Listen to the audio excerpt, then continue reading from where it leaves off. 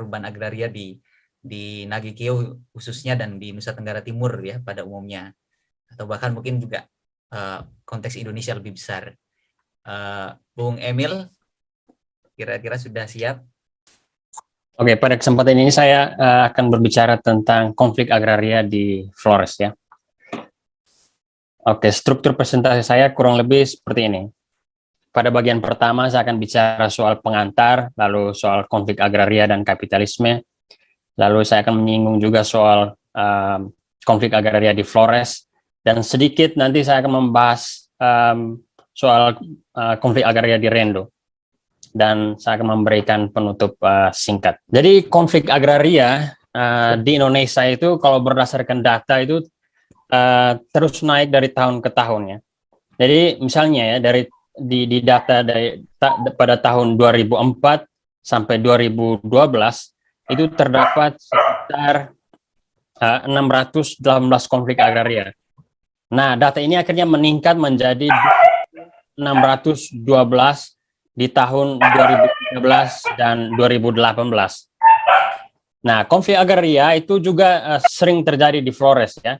Dan konflik ini sudah terjadi sejak lama kalau di dalam konteks Flores. Kenapa? Karena Flores itu adalah satu pulau yang mana politik yang dominan itu adalah politik NUA atau politik kampung. Ini berbeda sama sistem perpolitikan di Jawa yang berbasis pada politik kerajaan. Jadi politik NUA itu yang mana satu kampung itu memiliki sistem administrasinya sendiri, dan cenderung NUA tertentu atau suku tertentu itu berkonflik dengan NUA yang lain atau suku yang lain. Nah, kalau berdasarkan data di Flores yang pernah saya himpun, itu dari tahun 2021 sampai 2003 saja itu terdapat sekitar 123 konflik agraria yang menyebabkan sekitar 26 korban jiwa di 5 kabupaten yang berbeda di Flores. Jadi hanya dalam waktu 2 tahun saja konflik agraria itu meletup di mana-mana. Dan konflik agraria ini berkaitan dengan perang antar suku, konflik dengan pemerintah, lalu juga konflik di dalam keluarga itu sendiri. Nah, tapi berdasarkan literatur yang saya baca tentang Flores sejauh ini, yang kebanyakan ditulis oleh antropolog cum pastor Katolik yang cenderung melihat masyarakat Flores itu sebagai masyarakat yang damai dan tenang, dan karena itu mereka cenderung untuk kurang menjelaskan soal konflik agraria di Flores. Dan kalau seandainya mereka menjelaskan konflik agraria di Flores, mereka cenderung menggunakan pendekatan yang saya sebut sebagai pendekatan populis atau romantisme antropologika, yakni pendekatan yang melihat bahwa konflik agraria itu hanya konflik antara petani dan pemerintah plus korporasi atau gereja, dan jarang sekali yang membahas tentang konflik agraria dari perspektif yang lebih komprehensif, misalnya perspektif kelas, yang mana konflik agraria itu tidak hanya terjadi antara petani dan pemerintah plus korporasi dan gereja Katolik khusus dalam konteks Flores, tapi juga konflik itu terjadi antara kelas-kelas petani yang berbeda di dalam masyarakat. Karena masyarakat Flores sendiri ya sudah terbagi dalam atau terdiferensiasi dalam kelas-kelas yang berbeda sudah sejak lama.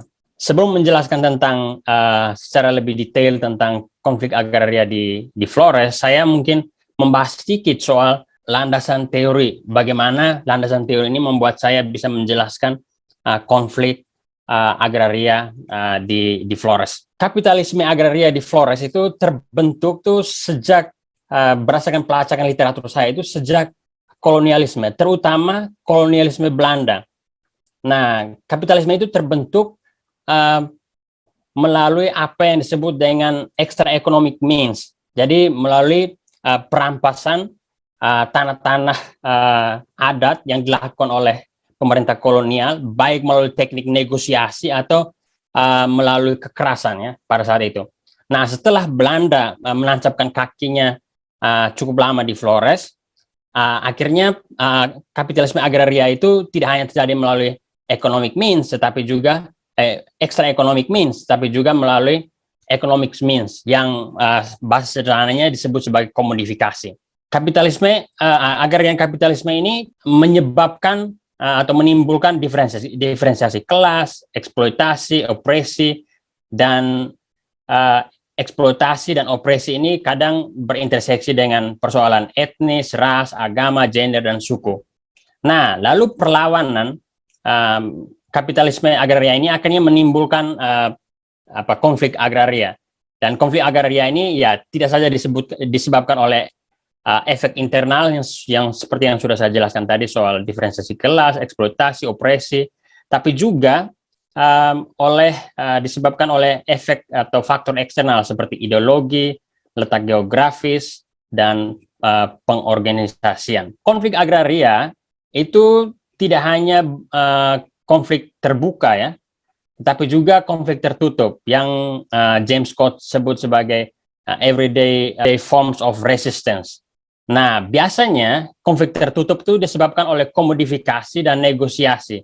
Jadi komodifikasi misalnya soal penjualan tanah, lalu komodifikasi alat produksi, hasil produksi, lalu negosiasi ini misalnya hibah tanah tertentu kepada institusi tertentu, itu kadang menyebabkan konflik tertutup. Nah, konflik terbuka, kalau berdasarkan literatur yang saya baca, itu biasanya disebabkan oleh yang pertama itu perampasan tanah dengan kekerasan, perampasan tanah melalui manipulasi. Jadi manipulasi itu bukan ada dua ya, manipulasi dalam bentuk hukum, misalnya mengubah tanah adat menjadi tanah negara, tapi juga manipulasi melalui mendapatkan konsen dari masyarakat itu secara manipulatif. Misalnya ada persetujuan yang dipaksakan atau persetujuan yang manipulatif atau tanda tangan yang dimanipulasi oleh pemerintah atau korporasi. Dan yang terakhir, konflik terbuka itu biasanya disebabkan oleh kompensasi yang diberikan oleh pemerintah atau korporasi itu berada di bawah harga pasar. Konflik terbuka ini biasanya akan menghasilkan relasi produksi yang berbeda ya. Misalnya konflik tertutup dia akan menghasilkan relasi produksi yang berbeda dibandingkan dengan konflik terbuka. Misalnya ya, dalam relasi produksi untuk konflik yang terbuka, dalam soal perekrutan tenaga kerja itu biasanya korporasi atau pemerintah akan mengimpor tenaga kerja dari luar. Sedangkan konflik tertutup biasanya relasi produksi, dalam relasi produksi misalnya dalam kaitan dengan labor, dalam kaitan dengan tenaga kerja cenderung misalnya memperlambat kerja atau mencuri hasil kerja. Jadi relasi produksi itu sangat ditentukan oleh jenis konflik ya. Oke, lalu yang berikut saya akan berbicara soal bagaimana kapitalisme agraria dan konflik agraria di Flores. Nah, di Flores ini adalah bagian dari bangsa Austronesia. Sebagai bagian dari bangsa Austronesia, sebenarnya di Flores itu tidak ada sistem, tidak ada kepemilikan privat ya. Itu tidak ada. Jadi tanah-tanah itu adalah tanah ulayat. Dan tanah ulayat itu dikuasai oleh yang namanya penjaga tanah. Nah, penjaga tanah ini itu biasanya menjadi pemimpin politik dalam politik yang disebut dengan politik kampung, nua atau beo. Jadi setiap kampung itu memiliki penjaga tanahnya masing-masing. Jadi misalnya di Rendo, kalau ada beberapa kampung atau suku, biasanya setiap kampung itu memiliki sistem pemerintahan sendiri, punya tanahnya sendiri, dan penjaga tanah ini fungsinya untuk menyelesaikan konflik tanah, lalu juga mendistribusikan tanah. Tetapi setelah masa penjajahan, penjaga tanah ini akhirnya bertransformasi menjadi tuan tanah. Jadi dia tidak lagi berfungsi sebagai orang yang mendistribusi tanah, tapi orang yang akhirnya mengklaim tanah-tanah adat itu sebagai tanah milik pribadi seperti dalam konteks Eropa. Jadi tuan tanah ini konsep Eropa yang sebenarnya tidak ada di Flores. Tapi dengan intervensi penjajah, penjaga tanah atau land guardian ini bertransformasi menjadi tuan tanah. Jadi di Flores itu dalam satu suku itu sebenarnya terdapat setelah adanya penetrasi kolonialisme itu kurang lebih dalam suku itu orang Flores itu terdiferensiasi dalam kurang lebih 3 kelas ya. Jadi kelas tuan, lalu kelas tuan atau mosa laki atau gae, lalu yang kedua itu gae kisah atau orang biasa, yang terakhir itu hamba. Diferensiasi kelas semacam ini itu juga ada pengaruh dari Majapahit Hindu ya. Karena Flores sampai abad ke-14 itu dijajah oleh atau dikuasai oleh Majapahit. Selain masyarakat Flores itu terdiferensiasi dalam 3 kelas ini yang menentukan soal kepemilikan tanah. Jadi tuan itu biasanya orang yang memiliki tanah, orang biasa atau gae kisah itu ya dia punya tanah tapi dia tidak menghambakan diri pada tuan, sedangkan hamba itu tidak punya hak atas tanah. Jadi dia hanya menggarap tanah dari tuan. Nah, dan Flores itu memiliki sistem patrilineal ya. Jadi kecuali di Ngada dan Tanah Air. Jadi tanah itu hanya diwariskan kepada laki-laki, bukan perempuan. Jadi perempuan itu tidak mewariskan tanah, hanya laki-laki. Tapi saya juga heran ya, di NTT termasuk juga di Flores, walaupun perempuan tidak mewarisi tanah, tapi ketika ada konflik agraria, perempuan biasanya selalu berada di garda paling depan ya untuk melawan polusi dan lain sebagainya. Oke, di masa penjajahan, penjaga tanah bertransformasi menjadi tuan tanah. Nah, selain tuan tanah, ada juga kapitalis. Nah, kapitalis ini siapa? Kapitalis ini ya para penjajah, dan satunya itu gereja Katolik ya. Jadi ketika Flores dijajah oleh kolonialisme, khususnya Belanda, itu pada awal abad 20 itu datang gereja Katolik. Nah, gereja Katolik juga memiliki tanah, memiliki usaha, perkebunan, dan lain sebagainya. Nah, kepemilikan tanah oleh penjajah, gereja Katolik, dan juga tuan tanah, kenapa? Karena penjajah ini juga memberikan legitimasi kepada penjaga tanah untuk memiliki tanah, karena sejak zaman kolonial, bahkan sampai hari ini, itu pemerintah kolonial itu bertumpu pada kebijakan yang disebut betting on the strong. Jadi bertumpu pada yang kuat. Jadi tuan tanah itu yang sebelumnya menjadi penjaga tanah akhirnya berubah menjadi tuan tanah, menguasai tanah-tanah di Flores, dan kadang tuan tanah atau raja-raja lokal itu menjual tanah-tanah itu kepada orang asing. Misalnya di Sika tahun 1930-an itu tanah-tanah dijual oleh Raja Sika kepada orang Bugis dan orang Bugis dari Makassar. Nah, pengaruh dari kapitalisme ini akhirnya menyebabkan konflik agraria, konflik terbuka dan konflik tertutup. Ya, konflik terbuka misalnya perang 15 tahun yang terjadi di Ende ya. Jadi melawan penjajah dari tahun 1902 sampai 1917. Lalu ada juga konflik tertutup misalnya bisik-bisik, pencurian, flight. Flight ini orang Flores bermigrasi ke tempat yang lain karena penjajahan kolonialisme. Lalu kenapa konflik agraria itu terjadi di Flores atau perlawanan itu terjadi? Ya, selain karena ada diferensiasi kelas ya, akibat dari penetrasi kapitalisme, tapi juga ada hal lain yang mempengaruhi konflik agraria, yakni berkaitan dengan ideologi dan keyakinan ya, dan letak geografis. Jadi misalnya ya, perang 15 tahun di Ende itu terjadi itu karena ada keyakinan dari orang Ende saat itu bahwa aktivitas Belanda yang menghancurkan perkuburan leluhur mereka itu yang membuat mereka melawan Belanda. Jadi ketika Belanda membangun jalan, mereka merusak perkuburan nenek moyang orang Ende. Dan juga yang berikut itu letak geografis ya, perlawanan terhadap pemerintah dan juga kolonialisme di Flores biasanya datang dari orang-orang yang tinggalnya jauh dari kekuasaan ya. berada di gunung. Jadi misalnya perlawanan terhadap Belanda di Ende itu datangnya dari orang-orang gunung, orang-orang Ende yang berada di gunung, yang jauh dari yang apa namanya tidak tersentuh oleh hegemoni kekuasaan Belanda. Nah, lalu pertanyaannya, kenapa orang Ende atau orang Flores itu meyakini roh nenek moyang itu sebagai sesuatu yang penting ya? Ya, ini seperti ditulis oleh Webb ya, seorang peneliti Barat. Dia bilang di Flores itu orang Flores itu meyakini bahwa spirit atau roh-roh nenek moyang itu selalu hidup dekat dengan mereka, tapi juga bisa membawa bahaya. Jadi untuk bisa terhindar dari bahaya itu, maka nenek moyang itu harus dihargai, harus dihormati. Jadi jika ada yang mengganggu hal-hal yang berkaitan dengan nenek moyang, itu akan memunculkan perlawanan. Lalu bagaimana di masa kemerdekaan ya? Tadi saya bicara soal masa penjajahan.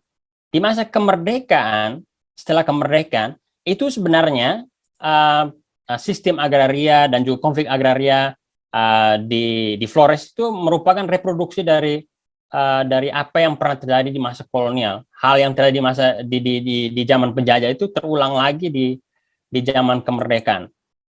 Jadi di masa kemerdekaan itu tuan tanah itu bukan lagi menjadi land guardian itu bukan lagi menjadi tuan tanah, tapi dia akhirnya menjadi kapitalis. Jadi kapitalis di Flores, tuan-tuan kapitalis di Flores biasanya itu bertransformasi dari mosalaki atau gae di zaman feodal dan zaman penjajahan.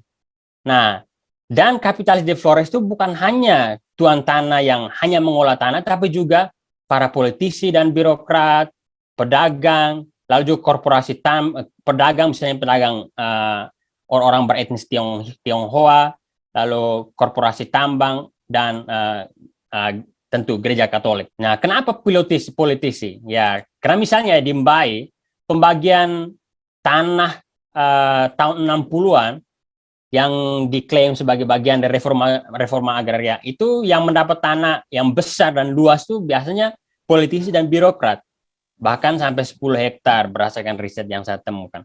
Nah, jadi penguasaan tanah oleh kaum kapitalis yang sudah saya sebutkan tadi ini, ada kurang lebih empat kapitalis besar, itu menyebabkan konflik agraria.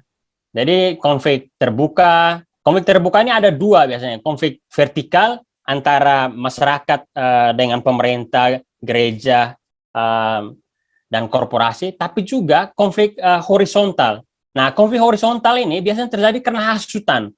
Misalnya korporasi tambang, dia ingin membangun tambang di Manggarai, dia cenderung mendukung kampung tertentu, dan kampung tertentu akan berkonflik dengan kampung yang lain yang menolak. Itu kerap terjadi. Lalu konflik tertutup ya berupa bisik-bisik, pencurian, memperlambat kerja, lalu flight masa kini untuk orang Flores itu ya pergi ke Malaysia untuk menjadi buruh migran, tidak membayar pajak. Nah, kalau untuk gereja itu biasanya mereka tidak membayar derma di gereja. Dan perlawanan selama ini yang saya lihat itu masih bersifat perlawanan spontan ya. Perlawanan spontan itu perlawanan yang sporadis, terfragmentaris, dan bersifat lokal, dan cenderung tidak berkesinambungan ya, perlawanan agraria Flores. Dan satu hal dari yang penting yang saya lihat berkaitan dengan konflik agraria di Flores itu apa yang saya sebut dengan feminisasi konflik agraria. Nah, kenapa saya sebut feminisasi konflik agraria? Karena konflik agraria yang kalau kita lihat di media sosial yang cenderung berada di depan itu cenderung perempuan. Ya, ini terjadi bukan hanya di Rendu ya, tapi juga misalnya di Manggarai, di NTT, perempuan itu yang langsung berhadapan langsung dengan aparat. Padahal kalau kita lihat dari struktur soal kepemilikan tanah, perempuan itu tidak punya hak untuk mewaris tanah dalam konteks masyarakat Flores. Nah, pada masa kemerdekaan itu misalnya konflik agraria itu berkaitan pada tahun 1965 itu berkaitan dengan sektor pertanian, pasca 65 sektor pertanian, pasca Orde Baru tahun 2000-an ke atas itu lebih berkaitan dengan tambang. Nah, pada masa Jokowi, konflik agraria di Flores itu lebih berkaitan dengan tambang, pariwisata, dan proyek pemerintah. Ya, soal konflik agraria ini tidak hanya terjadi karena diferensiasi kelas, eksploitasi, dan opresi, tapi juga ya keyakinan atau ideologi, termasuk agama ya, keyakinan agama. Jadi misalnya tambang di Flores, perlawanan terhadap korporasi tambang itu didorong oleh agama. Jadi agama Katolik itu sangat anti tambang di Flores. Karena agama meyakini bahwa tambang itu merusak keutuhan ciptaan Tuhan. Jadi mereka cenderung untuk melawan korporasi tambang atau eksplorasi tambang. Lalu juga pendidikan. Nah, pendidikan ini biasanya ya, dulu tanah-tanah di Flores itu diberikan kepada atau dihibahkan kepada pemerintah dan juga gereja. Nah, anak-anak tuan tanah yang dulu memberikan tanah dengan pendidikan yang ada, mereka pulang kampung, mereka akhirnya mengadvokasi masyarakat kampungnya untuk merebut kembali tanah-tanah yang dikuasai oleh gereja. Jadi saat ini tanah-tanah gereja itu mulai direbut oleh orang-orang Flores. Juga beberapa tanah-tanah yang dikuasai oleh pemerintah. Lalu letak geografis juga itu sangat menentukan ya. Orang-orang yang jauh dari pusat kekuasaan, misalnya Rendo, itu cenderung lebih lama untuk melawan atau cenderung untuk lebih progresif dalam melawan pemerintah. Itu berbeda misalnya dengan orang-orang yang dekat dengan kekuasaan. Lalu bagaimana dengan Rendo? Saya akan bicara sangat singkat soal Rendo. Nah, untuk memahami Rendo, itu kita perlu melihat jalinan kekuasaan dari 3 wilayah besar ini. Boawae, Rendo, dan Mbai ya. Nah, Rendo ini secara politik, ekonomi, dan budaya itu cukup terisolir. Rendo itu jalan baru dibangun secara baik dan benar itu baru sekitar 2-3 tahun terakhir. Bertahun-tahun Rendo ini berada secara politik, ekonomi, dan budaya. Budaya maksudnya agama Katolik, pengaruh agama Katolik itu agak kurang kuat di Rendo. Karena paroki tidak ada di Rendo, paroki itu ada di misalnya di Mbai. Lalu Mbai ini adalah pusat kekuasaan pemerintah Indonesia. Sedangkan Boa itu pusat kekuasaan kolonial. Jadi Raja Nage pertama itu berpusat di Boawai. Tetapi Rendo itu sangat bermanfaat atau sangat penting untuk Mbai dan juga Boawai. Nah, dalam hal apa? Kalau untuk Boawai, jalan raya untuk menghubungkan Mbai dan Boawai itu harus melalui Rendo. Lalu tempat berburu orang Boawai itu berada di Rendo. Lalu dalam kaitan dengan Mbai, Rendo ini penting sebagai tenaga kerja. Karena yang bekerja misalnya dalam sektor agraria Mbai itu kebanyakan juga orang-orang Rendo. Lalu juga misalnya air tadi soal bendungan itu dari Rendo. Nah, Mbai ini di Mbai itu kapitalisme agraria itu berkembang sudah sangat cepat karena sejak pembukaan sawah di Mbai tahun 60-an. Dan berdasarkan riset saya di Mbai, tanah-tanah itu kebanyakan dikuasai oleh orang-orang dari luar. Dan orang-orang Mbai sendiri itu berkesulitan untuk bersawah karena mereka memiliki tanah yang lebih kecil. Mereka memiliki tanah garapan yang lain yang belum disawakan. Itu ada juga, tapi tanah itu kurang produktif karena Mbai itu adalah tempat yang kering ya, daerah yang kering. Jadi untuk mengatasi persoalan ini tidak ada jalan lain selain membuka persawahan baru. Dan untuk bisa membuka persawahan baru yakni dengan membangun bendungan di Rendo tadi. Nah, jadi Rendo ini kenapa dia melawan itu karena menurut saya ya, Rendo ini relatif bebas dari kooptasi hegemoni kekuasaan ya. Jadi dia agak berada di luar hegemoni kekuasaan kolonial, lalu juga dia agak sedikit berada di luar dari hegemoni kekuasaan pemerintah Indonesia. Lalu perlawanan itu, mengapa perlawanan itu terjadi? Ya seperti sudah dijelaskan oleh pembicara pertama ya, karena ada perampasan tanah, lalu ada komodifikasi dan negosiasi di masa kini dan masa lalu.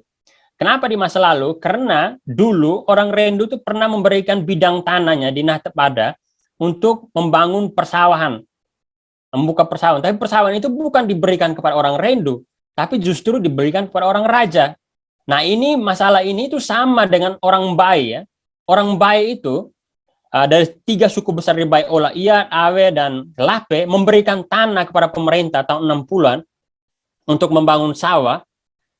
Tapi sawah itu ketika dibangun itu diberikan kepada orang-orang dari seluruh Naiteo. Dan sekarang persawahan Bai itu lebih dikuasai oleh orang-orang asing atau orang-orang yang berada dari luar 3 suku itu. Nah, dan belajar dari ini, orang Rendu pasti punya memori kolektif masa lalu bahwa hal-hal yang berkaitan dengan penyerahan tanah kepada pemerintah itu akan cenderung lebih memberi keuntungan kepada orang luar dibandingkan kepada orang Rendu sendiri. Lalu selain hal-hal yang saya sebutkan di atas, juga masalah ideologi ya, dan isolasi geografis serta perorganisasian atau studi banding yang selama ini yang mendorong orang Rendu melawan.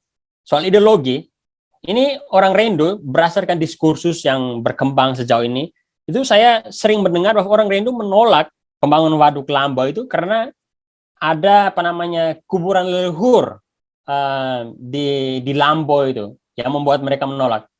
Jadi penolakan orang Rendu itu sama seperti penolakan orang Ende tahun 1900-an ketika melawan Belanda. Kayaknya Belanda merusak kuburan leluhur untuk membangun jalan raya. Lalu soal isolasi geografis ya sudah saya jelaskan tadi. Rendu itu agak sedikit terlepas dari hegemoni kekuasaan. Salah satu perlawanan yang paling lama di Flores itu terjadi di Rendu, hampir 20-an tahun. Perlawanan yang lain, perlawanan petani atau konflik agraria di Flores di tempat lain itu berlangsung tidak berlangsung lama. Rendu itu satu-satunya yang berlangsung cukup lama. Lalu ya soal perorganisasian, ya orang Rendu ya diorganisir bukan hanya orang-orang Rendu sendiri, tapi juga orang-orang lain seperti paman atau organisasi yang lain. Lalu juga studi banding. Jadi orang Rendu itu bahkan sudah melakukan studi banding sampai ke Filipina ya, kalau berdasarkan informasi yang saya baca dalam kaitan dengan pembangunan waduk. Jadi mereka tahu bahwa implikasi dari pembangunan waduk itu implikasi negatifnya lebih banyak daripada implikasi positif. Yang terakhir, ini soal rekomendasi dan penutup ya. Jadi menurut saya pembangunan infrastruktur untuk masyarakat Flores itu sangat bagus. Karena saya agak pro sama pembangunan yang dilakukan oleh Jokowi dalam konteks Indonesia Timur ya. Ya, karena saya berasal dari Indonesia Timur, merasa susah bagaimana tidak ada jalan, tidak ada air, tidak ada sarana komunikasi dan sebagainya. Saya cenderung pro dalam kaitan dengan pembangunan. Tetapi pembangunan di Flores khususnya atau di Indonesia Timur dan di Indonesia Timur umumnya tanpa memperbaiki timpangan struktural akibat pembangunan kolonial yang lama itu dan juga pembangunan gaya kolonial hari ini yang mana pemerintah sekarang mengadopsi gaya pembangunan kolonial yang lama, pembangunan infrastruktur itu menurut saya tidak akan membebaskan orang Flores dari kemiskinan. Justru pembangunan itu akan meningkatkan ketimpangan dan kemiskinan di Flores. Misalnya di Rendu, pembangunan waduk di Rendu melalui perampasan tadi, itu ya pasti akan meningkatkan ketimpangan, khususnya orang-orang Rendu yang tanahnya dirampas. Yang kedua, advokasi masalah agraria di Flores, menurut saya perlu dilihat dari perspektif kelas. Karena masyarakat Flores itu sejak lama terdiferensiasi dalam kelas-kelas yang berbeda. Ya, di masa lalu itu Tuan, Gaikisa, dan Ho'o. Di masa kini ya kapitalis, PCP atau produsen komoditas kecil dan kelas-kelas pekerja. Lalu perlu pembangunan organisasi massa untuk membangun kesadaran masyarakat kelas pekerja akan hak-haknya. Saya pikir persoalan kenapa perlawanan atau konflik agraria di Flores itu cenderung bersifat spontan dan salah satunya karena tidak ada organisasi massa yang benar-benar bisa membangun kesadaran masyarakat atas hak-haknya. Oke, sebagai rekomendasi, menurut saya berdasarkan pengamatan juga analisis yang saya buat, pembangunan waduk itu bisa dilakukan jika dipindahkan ke lokasi lain. Misalnya tadi sudah dijelaskan oleh pembicara pertama, dipindahkan ke Lowo Tokpu misalnya. Yang kedua, itu perlu ada ganti untung. Kalau misalnya tidak bisa dipindahkan, maka perlu kompensasi. Dan kompensasi itu bukan hanya soal tanah, tapi juga budaya dan sejarah. Dan itu harus sesuai dengan kemauan masyarakatnya. Kompensasi itu harus berada di atas, harus dilakukan di atas harga pasar. Dan itu juga harus menghitung soal harga tanah, soal budaya, dan juga sejarah. Jadi bisa jadi mungkin kompensasi itu bisa membuat orang rindu tidak usah kerja sepanjang hidupnya lagi, atau semua anak di Rindu punya kesempatan untuk bisa berkuliah sampai ke jenjang sarjana misalnya dalam waktu bertahun-tahun, berapa tahun, tergantung negosiasi antara pemerintah dan masyarakat. Ya, saya kira itu saja apa yang ingin saya sampaikan pada kesempatan ini. Terima kasih. Saya sangat tertarik tadi yang berkaitan dengan kegiatan seminar kita hari malam ini yang berkaitan dengan konflik agraria. Jadi menurut saya bahwa kasus waduk Lambo di Lowose itu yang agak mencuat, yang agak viral di media, tetapi sebenarnya konflik agraria ini sebenarnya merata sekali di Flores, termasuk di kabupaten saya Manggarai Timur. Tetapi yang saya sedikit mau ini yang berkaitan dengan yang disampaikan oleh pembicara tiga tadi yang Bapak Emilianus Yakob Sesetolo, yang berkaitan dengan kapitalisme agraria. Di situ tadi sempat disentil berkaitan dengan pengambilan atau perebutan kembali tanah oleh ahli waris keturunan dari leluhur yang telah menghibahkan tanahnya tadi ke pihak gereja itu karena berkaitan dengan sudah tidak ada tanah atau tempat. Tetapi sedikit saya mungkin mengangkat dari pengalaman bahwa dalam perjalanan penyerahan tanah oleh leluhur ke pihak gereja, saya lebih penekanan kepada itu karena melihat menurut saya dalam perjalanan perkembangan itu pemanfaatan tanah itu yang telah diserahkan kepada pihak gereja oleh leluhur terdahulu itu terjadi sedikit penyimpangan pemanfaatan tanah tersebut oleh beberapa pihak sudah diklaim menjadi tanah pribadi, bukan lagi untuk dimanfaatkan untuk kepentingan gereja pada umumnya, tetapi sudah mulai dimanfaatkan untuk kepentingan pribadi. Itu yang saya lihat dan yang saya alami berkaitan dengan konflik yang terjadi di tubuh atau di pihak gereja saat ini. Bukan soal karena tanah tidak ada, tetapi karena pengakuan terhadap hak wilayah terhadap ahli waris penyerah tanah itu, ahli warisnya itu sudah melihat bahwa pemanfaatan tanah itu tidak sesuai untuk peruntukannya. Mungkin itu saja dari saya, sekedar informasi untuk menanggapi beberapa materi yang telah disampaikan. Saya kembalikan, terima kasih, salam literasi. Kalau saya baca sejarah tentang Flores dan khususnya berkaitan dengan bagaimana tanah-tanah wilayah itu dipindah tangankan ke pihak gereja itu awalnya itu gereja memperoleh tanah-tanah itu dengan tujuan bahwa tanah yang dimaksud itu atau tanah yang dihibahkan itu dijadikan tempat perkebunan percontohannya untuk masyarakat. Jadi tanah itu biasanya dihibahkan oleh tuan tanah kepada gereja, dan gereja misalnya membangun perkebunan kelapa atau perkebunan tertentu, dan masyarakat bisa belajar dari perkebunan yang dibangun oleh gereja itu. Dan itu biasanya dibangun oleh gereja, saya sebut sebagai gereja tua, yakni gereja misionaris ya, dari orang-orang Eropa. Nah, persoalannya sekarang gereja muda, yakni gereja yang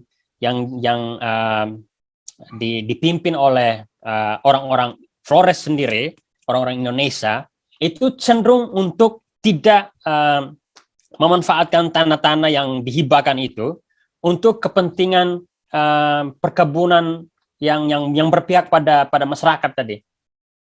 Jadi misalnya tanah-tanah kadang diterlantarkan, tidak dimanfaatkan. Nah, itulah yang membuat masyarakat mengambil kembali tanah-tanah yang sebelumnya dihibahkan kepada gereja. Nah, alasan yang yang lain kenapa masyarakat mengambil kembali tanah-tanah dari gereja, ya itu karena dalam beberapa kasus tertentu, misalnya di Hokeng, itu memang masyarakat sudah tidak punya tanah lagi. Mereka nenek moyangnya dulu menghibahkan terlalu besar, yang membuat mereka tidak memiliki tanah yang cukup untuk keturunannya saat ini. Nah, pertanyaannya, kenapa dulu nenek moyang itu atau orang-orang Flores menghibahkan tanahnya kepada gereja? Nah, ini berkaitan dengan strategi waktu itu dari gereja untuk mengkatolikan Flores, ya. Jadi Flores sebenarnya itu awalnya itu, kalau kita baca sejarah, Flores itu sebenarnya dikuasai pertama kali itu oleh agama Islam. Jadi agama Islam masuk duluan di Flores. Nah, agama Islam itu dilihat sebagai agama yang moderat, ya, tanpa hierarki. Dan cenderung kalau ini kita lihat di Flores, masyarakat yang dominasinya agama Islam itu biasanya agama Islam bisa mengkolonisasi adat, ya. Misalnya perempuan bisa mewarisi tanah, sedangkan agama Katolik itu cenderung tidak. Jadi agama Katolik justru dikolonisasi oleh adat. Ya, selain agama Katolik juga perempuan, ya, juga dikolonisasi oleh adat. Nah, karena kenapa seperti itu? Karena gereja itu cenderung untuk mendukung struktur hierarkis dalam masyarakat Flores yang ada. Nah, jadi gereja itu memang bersifat hierarkis, cenderung pas dan cocok dengan masyarakat Flores yang sudah seperti yang saya jelaskan tadi, bersifat hierarkis itu, tuan, orang biasa dan hamba. Dan biasanya gereja itu cenderung tidak berupaya untuk memperbaiki atau meluruskan kebudayaan yang bersifat hierarkis dan cenderung untuk mengeksploitasi masyarakat kecil, khususnya golongan bawah, ya, seperti hamba dan lain sebagainya. Nah, saat ini orang-orang yang berpendidikan itu, misalnya mereka pergi ke Jakarta dari golongan tuan tanah atau juga golongan non tuan tanah, ketika mereka pulang itu mereka punya kesadaran baru bahwa hal seperti ini tidak benar, termasuk dalam kaitan dengan penguasaan tanah yang dikuasai oleh gereja itu. Nah, dan karena itu mereka memperjuangkan kembali untuk mendapatkan tanah-tanah yang sebelumnya dikuasai oleh pihak gereja, tapi juga pemerintah. Jadi ada beberapa tanah yang sebelumnya dihibahkan kepada pemerintah, itu diambil kembali oleh masyarakat adat. Dan satu kecenderungan di Flores itu, pemerintah dan juga gereja kalau membangun infrastruktur publik untuk masyarakat itu, mereka cenderung untuk mendapatkan tanah itu secara gratis, ya. Dengan alasan bahwa pembangunan yang dilakukan itu punya manfaat besar untuk masyarakat setempat. Justifikasi itu membuat mereka mengambil tanah tanpa kompensasi. Nah, hari ini ya banyak masyarakat yang menolak itu, selain karena pendidikan, juga pengorganisasian, juga pengaruh dari luar dan lain sebagainya, ya membuat masyarakat semakin sadar dan mengambil kembali tanah-tanah yang dikuasai oleh gereja dan juga pemerintah. Saya kira seperti itu. Terima kasih. Dan kepada Bang Emilianus, karena sudah memang mendalami tentang agraria di NTT, ini kan problemnya tadi kelihatan jelas sekali, ya, posisi atau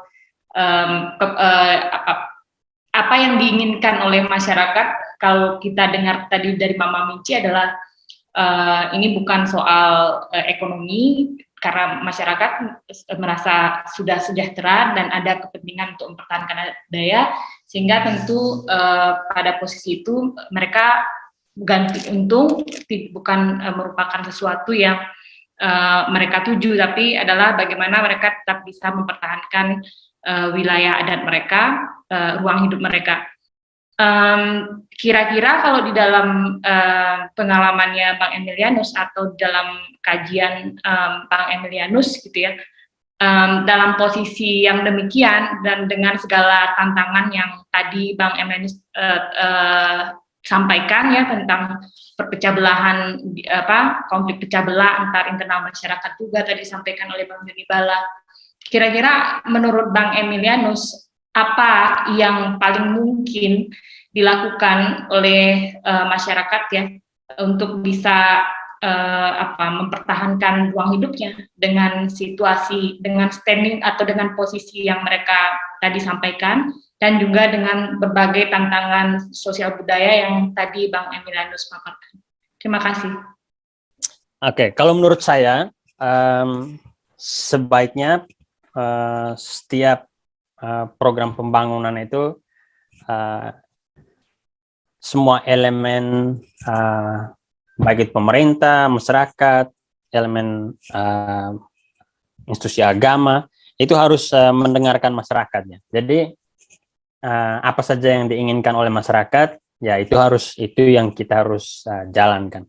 Karena sehebat apapun pemerintah, intelektual, kaum agamawan, masyarakat itu pasti lebih tahu tentang kondisi hidup mereka, masa depan mereka, apa yang nanti berimplikasi pada hidup dan keseharian mereka. Karena itu ya kita perlu dengar mereka. Dan saya pikir masyarakat Rendu menolak itu bukan tanpa alasan ya. Mereka menolak itu karena ada social text atau latar sejarah yang ada di belakang memori kolektif mereka, bahwa segala macam tindakan pemerintah yang berkaitan dengan penghibaan tanah atau perampasan tanah melalui teknik apa saja, baik itu teknik negosiasi, kompensasi, itu kadang selalu merugikan masyarakat, dan itu belum terlalu jauh ke belakang kalau kita lihat dari konteks Nagekeo. Misalnya di Mbai tahun 60-an 80-an itu ribuan tanah suku Lape, Olaia dan Awe diserahkan kepada pemerintah untuk dijadikan objek pembagian mereka bilang sebagai objek reforma agraria. Tanah-tanah yang diserahkan itu justru diambil dikangkangi untuk kepentingan, bukan untuk kepentingan ketiga suku itu, tapi justru untuk kepentingan suku-suku lain yang berasal dari luar Mbai, lalu juga birokrat, politisi yang mendapatkan tanah yang sangat luas dari proses reforma agraria itu. Lalu dari suku Rendu itu sendiri, mereka juga punya pengalaman buruk sebelumnya, misalnya dalam kaitan dengan percetakan sawah di Natap Ada. Itu dulu tahun 60-an, percetakan sawah itu tidak diberikan kepada orang Rendu. Padahal proses percetakan itu ya dilakukan di atas ulat orang Rendu. Justru diberikan kepada orang raja. Jadi berdasarkan ini, memang wajar kalau orang Rendu punya social text yang membuat mereka mau tidak mau harus menolak proyek pemerintah. Nah, pertanyaan sekarang, bagaimana mereka harus mengorganisir diri untuk tetap bertahan pada prinsip mereka atau perjuangan mereka. Kalau menurut saya menaruhkan kurang lebih dua hal yang mungkin bisa dibuat. Yang pertama itu terus melakukan perorganisiran secara internal. Jadi bukan hanya secara eksternal melalui PMNA, dan Paman itu juga harus membantu masyarakat Rendu itu bisa mengorganisir dirinya sendiri. Kenapa? Karena perorganisiran dari luar itu cenderung bisa dipatahkan oleh politik lama nih yang dibuat oleh kolonial, politik divide et impera itu. Misalnya suku satu diadu dengan suku yang lain, keluarga satu diadu keluarga yang lain, atau berdasarkan posisi stratifikasi, misalnya GAE yang satu, Mosolaki yang satu diadu dengan Mosolaki yang lain. Karena dalam proses perampasan tanah di Flores itu tidak semua Mosolaki mendapat keuntungan. Ya, sudah seperti saya sebutkan tadi. sistem kepemilikan tanah di Flores itu diatur berdasarkan NUA, dan NUA itu inti dari NUA pertama kali itu berupa SAO. Jadi dalam satu suku itu bisa saja ada beberapa laki yang menguasai tanah tertentu. Jadi kalau seandainya tidak ada pengorganisiran secara internal, dengan sangat mudah pemerintah atau korporasi melakukan politik divide et impera seperti yang dilakukan oleh pihak kolonial. Jadi dan juga seperti yang dialami oleh Bung John tadi, bahwa dia dikriminalisir sebagai orang luar, bukan orang dalam. Jadi menurut saya pengorganisasian internal itu sangat penting. Jadi kita biarkan masyarakat itu bergerak berdasarkan dorongan internal, tetapi dengan itu tidak berarti kita mengabaikan dorongan eksternal. Nah, itu yang pertama ya. Yang kedua, ya seperti yang sudah saya jelaskan dalam makalah saya tadi, dalam presentasi saya tadi, bahwa di Flores itu perlawanan terhadap korporasi atau perampasan tanah yang dilakukan oleh korporasi, terutama korporasi tambang, itu juga didorong oleh ideologi tertentu, yakni ideologi agama, dalam ini agama Katolik ya. Jadi agama Katolik di Flores itu menurut saya masih memiliki peran yang besar. Dan agama Katolik di Flores atau gereja Katolik di Flores itu memang ada tentu ada elemen progresif, tapi juga ada elemen regresif. Dan ada elemen progresif yang tetap hidup saat ini. Misalnya dalam kasus perampasan tanah di Colol, lalu tambang di beberapa areal di Flores, itu gereja yang elemen progresif itu berperan aktif bersama masyarakat melawan proses perampasan tanah itu. Jadi ini yang saya sebut sebagai ada elemen religious left dalam masyarakat Flores ya. Dan elemen religious left atau religius yang progresif itu ada di Flores. Beberapa pastor yang kerap melakukan advokasi itu ada, misalnya di Ledalero ada, dan di beberapa tempat yang lain juga ada. Jadi menurut saya aliansi masyarakat adat Rendo itu tidak hanya dilakukan dengan yang non agama, tapi juga dengan yang agama. Khususnya aliansi dengan religious left tadi, kaum religius yang memiliki watak progresif. Karena berdasarkan data yang saya baca sejauh ini, religious left atau gerakan religious left yang diorganisir oleh kaum agamawan Katolik yang progresif itu cenderung berhasil dalam menolak pertambangan, menolak pencaplokan lahan misalnya di Colol, Manggarai, pertambangan di beberapa titik di Larantuka. Nah, jadi ini yang menurut saya dalam konteks Rendu itu yang saya tidak lihat, bahwa ada aliansi dari golongan religious left ini. Belum ada. Saya tidak tahu apakah masyarakat Rendu tidak mendekati golongan agamawan Katolik yang progresif, atau golongan agamawan Katolik yang progresif di Flores belum melihat bahwa apa yang terjadi di Rendu sebagai satu yang urgen. Ya, jadi dua hal ini menurut saya yang bisa membuat gerakan perlawanan masyarakat Rendu itu bisa berhasil menurut saya. Karena di Flores pemerintah itu masih mendengar agama Katolik, gereja Katolik. Jadi mau tidak mau ya elemen ini harus digunakan untuk mendukung gerakan yang sudah ada. Saya kira itu saja. Terima kasih. Ya, tadi beberapa pernyataan yang cukup kuat begitu ya di akhir. Terutama saya menggarisbawahi misalkan pentingnya untuk mendengarkan aspirasi masyarakat, aspirasi rakyat begitu ya dalam setiap kebijakan pembangunan, seperti tadi juga sempat disinggung oleh Bung John, bahwa mungkin kita memang dalam konteks ini masyarakat Flores membutuhkan adanya waduk misalkan, tapi tetap dengan catatan mendengarkan opini dan pertimbangan masyarakat supaya justru tidak menjadi satu pembangunan yang malah mengorbankan masyarakat itu sendiri. Jadi di sini menjadi penting untuk masyarakat, untuk pemerintah, akademisi, dan siapapun itu tadi seperti disampaikan Bung Emil juga untuk mendengar, karena masyarakat lah yang lebih tahu dengan kondisi hidupnya. Nah, teman-teman sekalian, mengingat waktu yang sudah mendekati atau sudah di penghujung acara, jadi tanpa terasa 2 jam ini sudah kita lewatkan untuk berdiskusi, dan harapannya ini bisa membuka mata begitu ya, semakin menambah pengetahuan kita tentang apa yang sebetulnya terjadi di dalam konflik agraria di dalam kasus pembangunan waduk yang utamanya berkaitan dengan masyarakat di Rendu ya.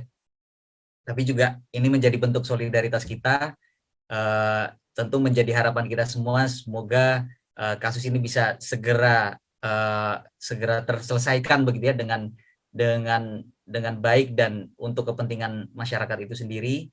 Dan tadi saya juga sempat melihat beberapa pernyataan dari teman-teman ya sebagai bentuk dukungan solidaritas. Mudah-mudahan ini juga memperkuat gerakan dan pengorganisiran masyarakat.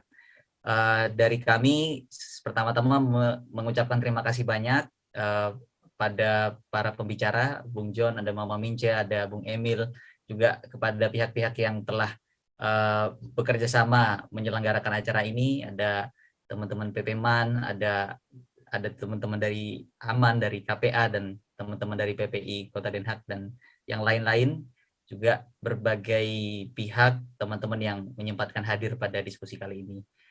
Saya selaku moderator memohon maaf sebesar-besarnya atas kekurangan yang terjadi selama berlangsungnya kegiatan. Saya akhiri sampai di sini. Terima kasih banyak dan selamat siang waktu kami di sini di Den Haag, dan selamat malam untuk teman-teman di tanah air. Sampai jumpa di kesempatan-kesempatan berikutnya.